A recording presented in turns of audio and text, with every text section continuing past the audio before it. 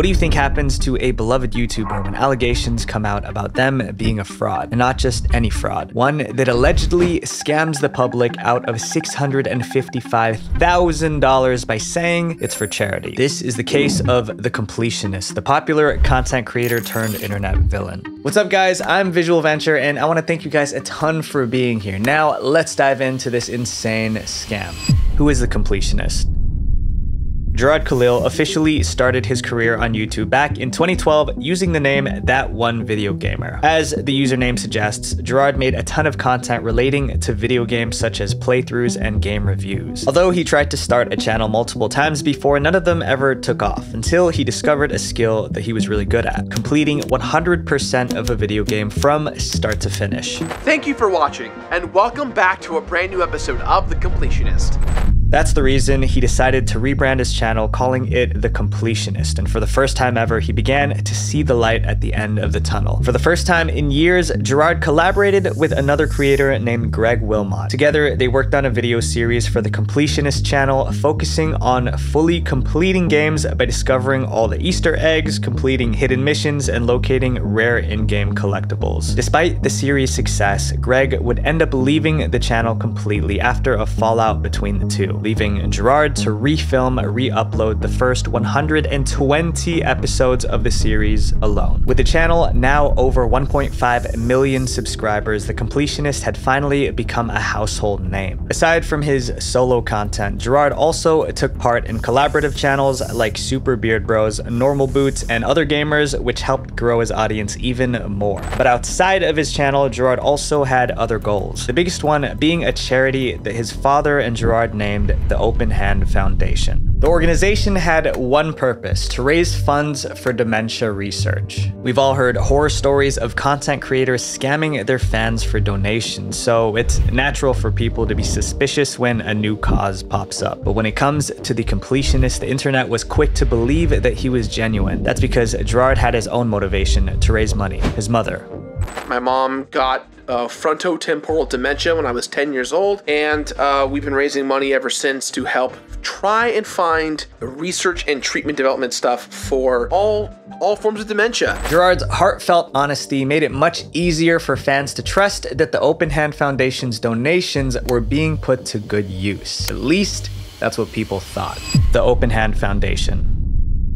Gerard has long since been open about his mother's battle with frontotemporal dementia. Sadly, she lost that battle in 2013. So in an effort to raise money for dementia research to help those like his mom, Gerard's family started what was known as the Openhand Foundation. The Openhand Foundation is an organization my father and I started. It is an official 501c3 nonprofit organization. We founded it in honor of my mom. According to the organization's website, the Openhand Foundation was founded back in 2003 by Gerard's father, Charles Khalil. Since then, the foundation has hosted annual events to raise money for partnered organizations. The foundation's main event is the Convenience Cup Challenge, which is an annual golf tournament in partnership with PDB West. This tournament gained a reputation over the years with big-name sponsors like Pepsi, Coca-Cola, and Wells Fargo. Brands could purchase sponsorship packages for the tournament, with the cheapest being $300 and the most expensive being $10,000. In addition to the Convenience Cup Challenge, Gerard also hosted an annual gaming event to raise even more money for dementia research. The event was called Indieland and was first started in 2018. Indieland was quick to become loved in the gaming community, partially because of Gerard's wide influence, but also because of the good cause. The event gave indie studios and developers a chance to show off their new games, with proceeds going towards the Openhand Foundation and its established partners. It was one of Gerard's greatest personal achievements. But while others saw Indieland as nothing more than an event with a good cause, things aren't always what they seem. Soon enough, some pretty shocking news about Gerard, his family's foundation, and Indieland would come to the surface.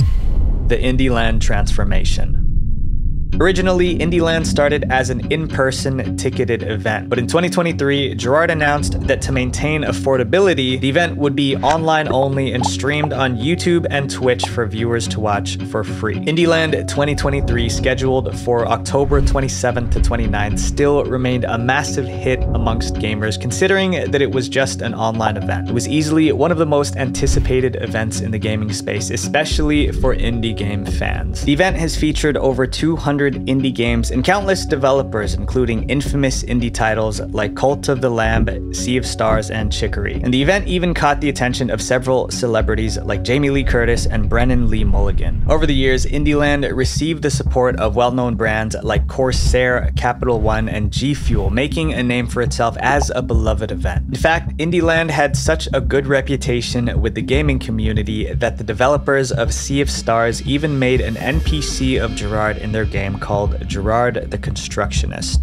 As stated on their website, Indieland has raised over $600,000 over the years, and with quoting Gerard himself, all proceeds go toward dementia research. All the money goes to the Openhand Foundation, an organization that we started in honor of my mom, and all that money goes to dementia research. We don't touch any of it. We just work with the people who do need the money, and we help them do their thing. This, combined with the Open Cup Challenge, meant that the Openhand Foundation was making thousands of dollars a year from its events. Not only were they profitable, but the events also received a ton of praise from their fans as people felt connected to Gerard and his family's story. For a while, it was nothing but smooth sailing for both Gerard and the Openhand Foundation.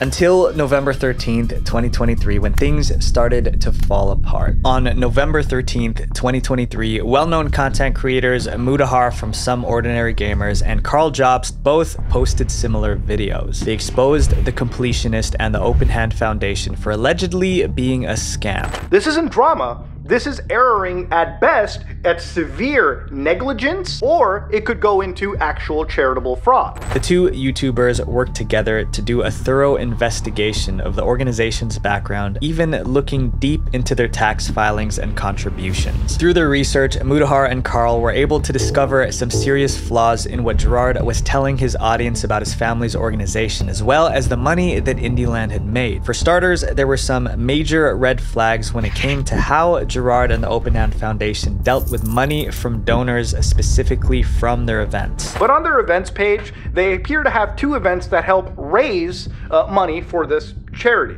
which is the Convenience Cup Challenge and, of course, Indieland, which, ladies and gentlemen, we wanted to look even further into where this money that was raised by Indieland was going. According to Mudahar and Carl's research, it seemed as though the donations that were collected from Indieland had been sitting in a bank account for years instead of being given to organizations conducting dementia research. Although there were plenty of news articles and press releases about Indieland's charitable contributions to dementia research, there wasn't enough evidence to back it up. There were no records of any of the money actually making it to the Openhand Foundation's so-called partners. The truth is that since its inception in 2014, the Openhand Foundation has not contributed a single cent to any organization. For the past 10 years, they have raised over $600,000, and it's all just sitting in their bank account. In the videos, Mudahar and Carl go through the Openhand Foundation's 990 PFs, which are the tax forms that the organization fills out every year. Me and Carl decided to look down the actual filings year by year, and we found a pretty massive discrepancy that, to everyone we showed, has raised every red flag imaginable. These forms are public records and available for anyone to see. And if you look through them, a common pattern that appeared year over year is that there are allegedly zero contributions being made. This is important to note, as all of Indieland's funds were meant to only be contributions toward the cause, as stated by Gerard himself, meaning that all the money they made should have been donated to other organizations so that they could actually conduct the dementia research that they were raising money for. However, ever since they started filing the 990 PFs in 2014, allegedly not a single cent has been contributed to the partner organizations, which goes against all of what Gerard had claimed he had been fighting for. They make $117,000. Then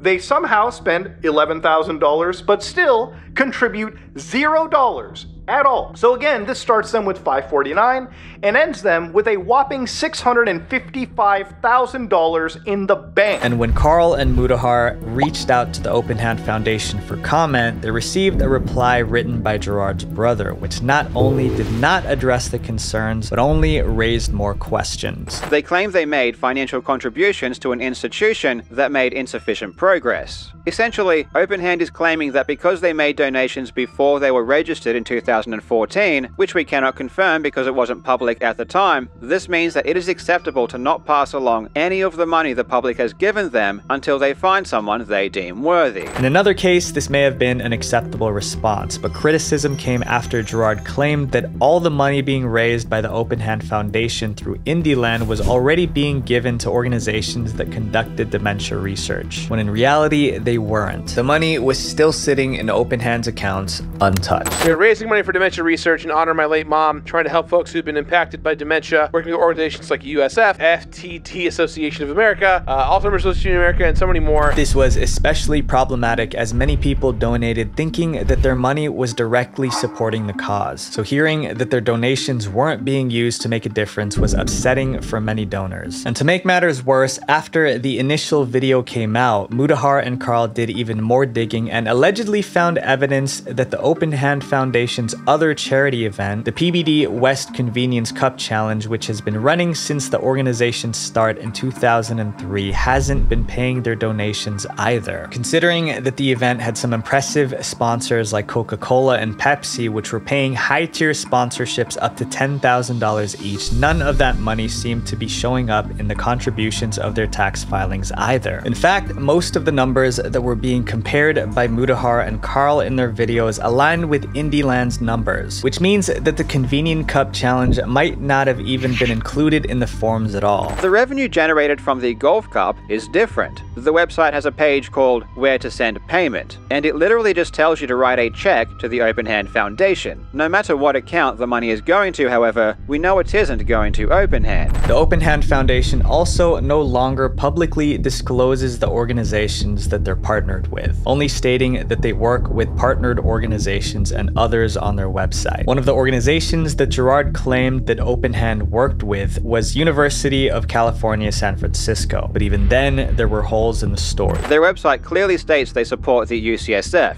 and they have a quote from David Kessler, the Dean of the UCSF School of Medicine, thanking them for their gift. But the interesting thing about David Kessler is that he was fired as the Dean of the UCSF School of Medicine in 2007, 7 years before Openhand was even officially registered. News quickly spread about the possibility of the completionists not only supporting, but being head of this alleged large-scale charity scam, and soon the internet shifted from being fans of Gerard to being critics. All it took were these few YouTube videos for the completionist's reputation to be tainted forever. In a matter of days, the completionist lost tens of thousands of subscribers, and his relationships with major sponsors were completely ruined. Many of Gerard's sponsors, along with Indieland's long-term supporters, quickly cut ties with the completionist and the Openhand Foundation. Sea of Stars even removed Gerard's NPC from the game completely, changing it to a default NPC instead following the controversy. But instead of addressing the public's concerns head-on or issuing a statement, on November 15th, Carl revealed something shocking. The Openhand Foundation had allegedly attempted to take down his video, but YouTube rejected the claim. With all this out in the open, Gerard had no other choice but to say his piece. But it might have only added more fuel to the fire.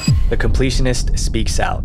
Over the past few weeks, allegations have been made against me, my family, and our charitable organization, the Openhand Foundation, asserting charity fraud and more. I'm here today to provide clarity and transparency to set the record straight. On December 9th, 2023, Gerard went to the Completionist channel to issue a response and an apology following the controversy. Although he took responsibility for being unclear in his wording, especially when it came to the Openhand Foundation and Indieland, Gerard was sure to say that he and his family we committed no crimes. Saying that we are fraudsters, that what we are doing is illegal and constitutes charity fraud, that we are using my dead mother's name to potentially embezzle money and steal is categorically false. I should have been more transparent about the money not being donated, and that's on me, but my family and I have not done anything illegal. And before this video's release, the Openhand Foundation donated the allegedly scammed $600,000 in full to the Association for Frontotemporal Degeneration. While some speculated that they finally donated to minimize the backlash, others believed in Gerard and that he had no ill intentions, just that he used the wrong wording when informing his audience about the donation and Openhand's financial status. And Gerard himself admitted that in this video. During several recent Indieland events, press interviews, and podcasts,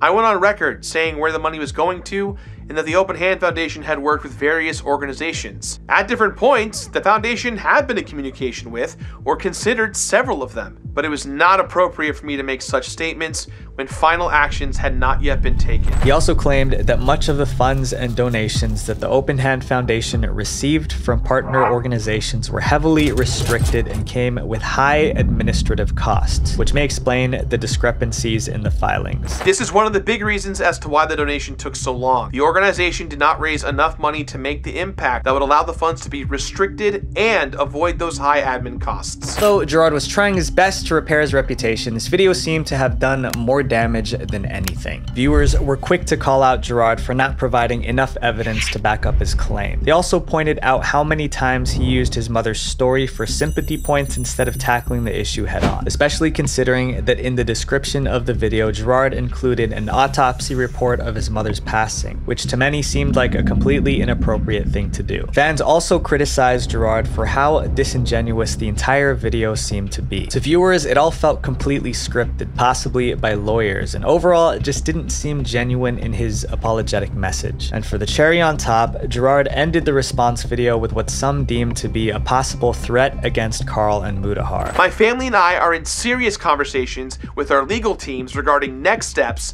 as the allegations that have been made with complete disregard for the truth of the matter. Carl and Mudahar strike back.